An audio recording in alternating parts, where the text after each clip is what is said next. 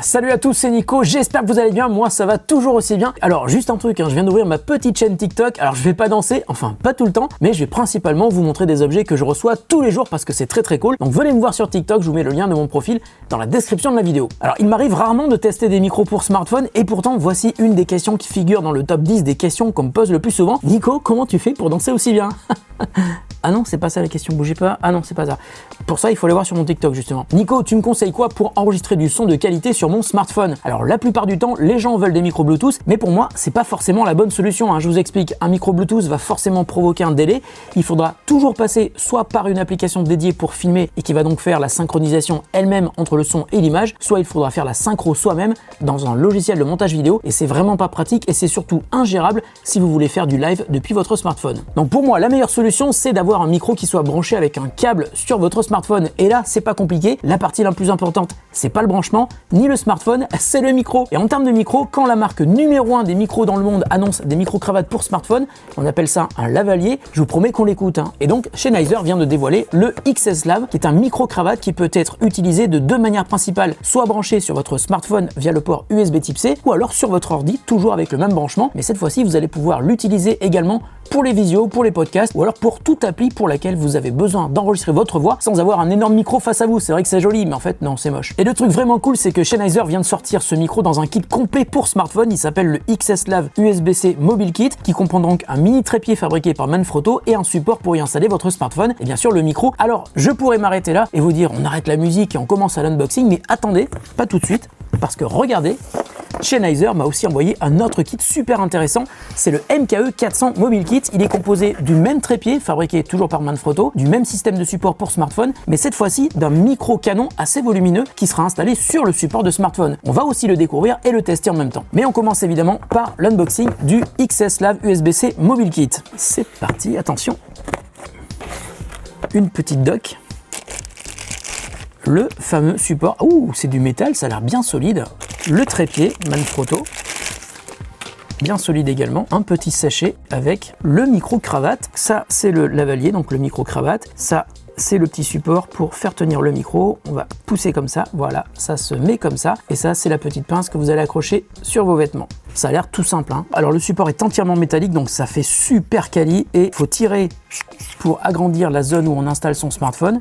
Et quand on a réussi à trouver la bonne taille, on visse ici. Ensuite, on a un système qui permet de bloquer. On peut l'orienter comme ça. Donc, le mettre en horizontal ou en vertical, c'est très bien. Et quand on a trouvé l'orientation, voilà, on le met comme ça. Donc, il est vissé, il ne bouge plus. Alors, ce qui est bien, je vous l'ai dit, c'est que c'est du métal. Donc, ça fait déjà super solide. Et en plus, là, il y a deux trucs hyper intéressants. Là, on a des pas de vis qui vont vous permettre d'accrocher des accessoires supplémentaires. Par exemple, ça peut être une petite LED pour éclairer votre sujet ou pour vous éclairer vous-même. Donc, on a un petit pas de vis format classique qui vous permet de le mettre sur le mini trépied Manfrotto, mais qui marche aussi avec d'autres trépieds parce que c'est une taille de pas de vis assez classique. Et puis on a un autre pas de vis qui est plus gros et qui vous permettra de le mettre sur peut-être des trépieds ou des supports qui sont avec un diamètre supérieur. C'est vachement bien, ils ont pensé à tout. Et regardez, alors ça c'est marrant, il y a aussi un hot shoe, un petit peu comme sur les appareils photo, qui va vous permettre de mettre peut-être le MKE 400, parce qu'en fait j'ai l'impression que c'est le même support que dans l'autre kit, ou peut-être encore un système d'éclairage LED pour éclairer votre sujet ou vous éclairer vous-même. Voilà, je suis allé chercher mon S21 Ultra, très beau smartphone. Je vais le mettre maintenant sur le support. Donc là je l'ai mis vers le bas, donc je vais pouvoir revisser pour sécuriser le smartphone. Donc ça bouge pas. Là je peux basculer ça et là je peux le mettre en vertical et maintenant hop, clac, je vais bloquer et ça ne bouge pas du tout. Maintenant je vais le mettre sur le mini trépied. On est pas mal là. Et ensuite, voyons, le câble est plutôt grand. Maintenant ce que je vais faire, c'est que je vais le brancher sur mon smartphone. Je vais mettre le micro-cravate à côté de mon micro-cravate Sennheiser, parce que j'en ai deux du coup. D'après ce que j'ai compris, il n'y a aucun réglage à faire, tout se fait de manière automatique et on va vérifier si ça marche, on va enregistrer. Bonjour, ceci est un test. Bienvenue pour le journal de 20h. N'importe quoi. Voilà, et là on va vérifier si ça marche bien au niveau du son et je vais même maintenant débrancher le micro. Bonjour, bienvenue pour le journal de 21h. Voilà, je sais pas si vous entendez la différence, en tout cas, moi je l'entends pas évidemment parce que je n'ai pas le son dans les oreilles. Donc ce qui est bien, c'est que c'est plug and play, il n'y a rien à installer sur votre smartphone, ça marche tout de suite, et ça marche surtout avec toutes vos applications. Et c'est pareil sur Mac ou PC, si vous faites beaucoup de visio, par défaut, le son est enregistré évidemment par le micro de votre ordi, donc ça va dépendre de la qualité du micro de votre ordi, mais ça va aussi dépendre du son environnant. En revanche, si vous branchez le Sennheiser XS Lav, le son est automatiquement capturé par le micro-cravate et là, ça va être de bien meilleure qualité. Et rien que pour ça, je trouve ça vraiment génial. Voilà, ça c'était le test du XS-Lav, premier test, parce que je voudrais aller faire d'autres tests à l'extérieur pour voir ce que ça donne en situation.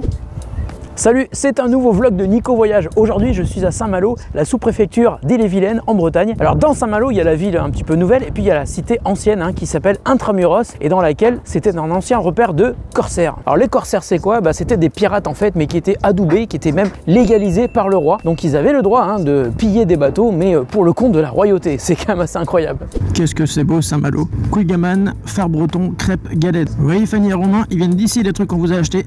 Ah, je suis au point mort, je risque pas aller vite. Voilà, j'espère que cette petite visite dans Saint-Malo vous a plu.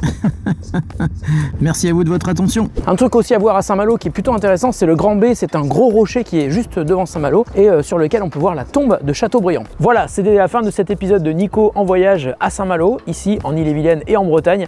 J'espère que ça vous intéressait et j'espère que vous m'avez bien entendu avec ce petit micro. Salut! Maintenant, on va jeter un œil au deuxième micro. De la doc.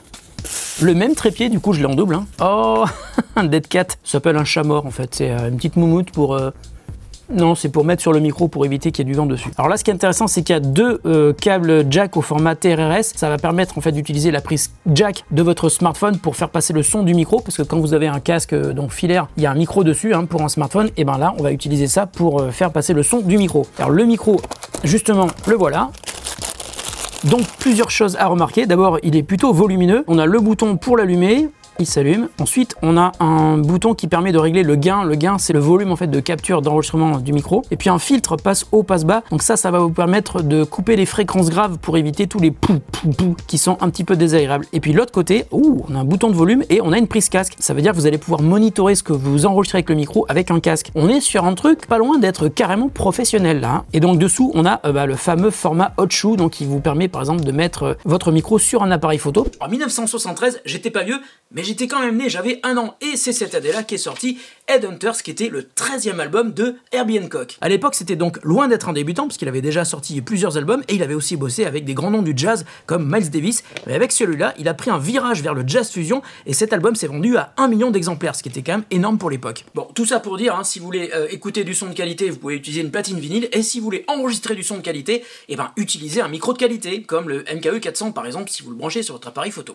Alors si vous faites des vidéos en mode vlog, ou si même vous tournez des vidéos chez vous avec votre appareil photo, pour YouTube ou pour Twitch, ne confiez pas le son au micro interne de votre appareil photo, quel qu'il soit, le son sera toujours meilleur avec un micro externe. Et si vous n'avez pas le budget pour le MKE 400 que vous écoutez actuellement, et bien dans ce cas, regardez du côté du MKE 200. Alors c'est vrai, il n'y a pas de réglage de gain pour le micro, il n'y a pas de sortie casque, en revanche, il est 2 fois moins cher, il est 2 fois plus compact que le MKE 400, et ça sera de toute façon toujours meilleur que d'utiliser le micro interne de votre appareil photo. Parce que même si votre appareil photo a des micros internes de bonne qualité, si vous êtes assez près, le son sera peut-être assez identique. En revanche, il y aura toujours beaucoup plus de bruit environnant puisqu'un micro externe est directionnel, c'est-à-dire qu'il capte les sons qui sont en face ou derrière, suivant la manière dont vous l'orientez.